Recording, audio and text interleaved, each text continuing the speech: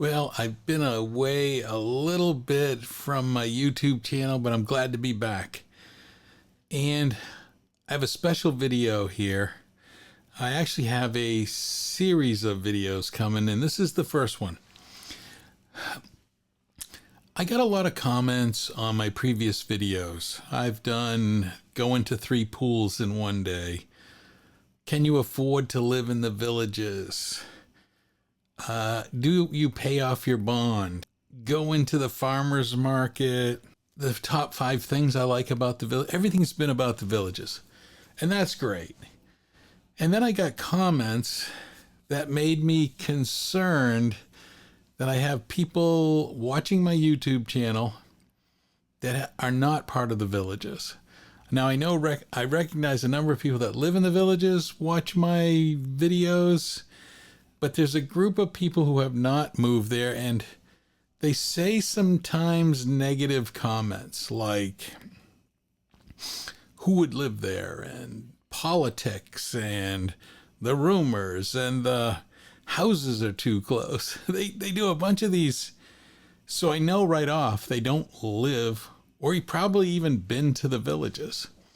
And then I got to thinking, I never talked about what I went through before I got to the villages. And I think that would be helpful to a lot of people. Retirement in itself has a lot of components. And I don't think people really get the bigger picture. And what do I mean by that? I believe there's 3 stages of life. You're a kid, you're working for a living, and then you retire. And retire means to me that you're kind of done work for the most part. You might work part-time, but for the most part, you're done. And so when you're going into this retirement, what are you thinking to? What are you asking? What does this mean? What does it mean for you? What does it mean? I think it means a lot of different things to a lot of different people. So I felt this video is really important because I didn't know what it meant. I went through a struggle. And I'm going to tell you today this first step that you need to do. Now, you can do this after you've moved or retired. You can still do this step. I think it's great. I think it was a great exercise.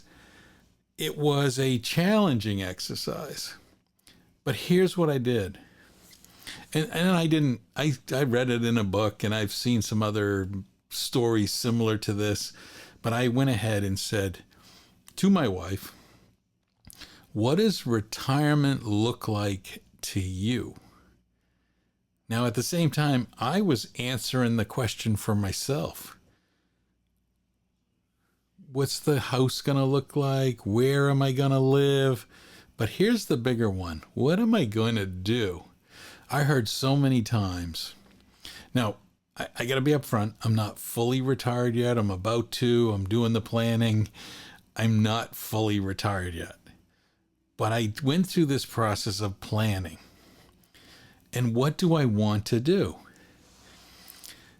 Some people will have hobbies and a list. I want you to take out a piece of paper and a pen, and I want you to give your spouse a piece of paper and a pen and say, what's important in retirement? This is going to help a lot, especially if, say, your spouse wants to be by the family and grandkids. It's gonna have an impact where you might want to play golf all the time. There may be some differences. Over my life, I've had a lot of hobbies. Some come and go, some stay with you. But doing this list, I did this list without knowing really where I was going to go or anything. I think at the time I started this list, I knew nothing about the villages. So as much as all my previous are about the villages, this one is more about making that first step into retirement and trying to get a grasp at what you're going to do and where you're going to be. So make the list. Now, the list should be 2 parts. What do you plan to do each day? What are your hobbies you're going to do? You're writing a book? There's a lot that you can put down. And I think it's important that as a couple, if you're a couple, you both write these things down. That way later you can meet and talk about them. Now, this is not you shouldn't do it like in one day. It should be multiple days, because that's the first part of like, what do you plan to do? But also a bigger discussion is, what does that look like? What kind of house? What, you're going to go into that retirement, and you can't do what you do at 55. You can't do the same probably at 65. And then when 75 hits, you can't do what you did at 65. And if you get to 85, you might not be mowing the lawn and all those kind of things. So you have to look at, this is a pretty big picture.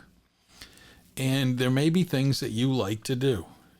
You may like RC cars or RC boats or drones, or you might like photography, or you might like shooting video. You might like playing pickleball, tennis, all of these things. Put them down.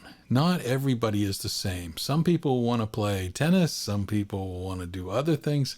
Some people want to play cards. They see themselves being social with other people of their own age. Do the list. Then do the list of what is your ideal. Now, mine might be surfing in Hawaii, but I can't afford a house on the ocean in Hawaii to go surfing. I looked at the prices of the North Shore. That's just not feasible for me. But tone your big dreams down a little. Be a little realistic, but don't settle. And think about, you might want to live where you are now and have a summer home or a winter home in Florida or a summer home someplace. And your retirement might be living in two locations. It might be moving totally in one direction. And if it's staying at home is what you find by doing this checklist, you got to grasp it. You got to understand it, and you got to say, okay, that's what I want to do. I think many don't do this step. This step is so, so important, because when I tell you about the next steps that I do, you have to know that step. You don't even think about where to go. Think about what you want to do. What's the ideal retirement? And I'll go later into the budget. A lot of people go to the budget first, and homes usually take a higher priority, but I don't think so. I think it's the whole package.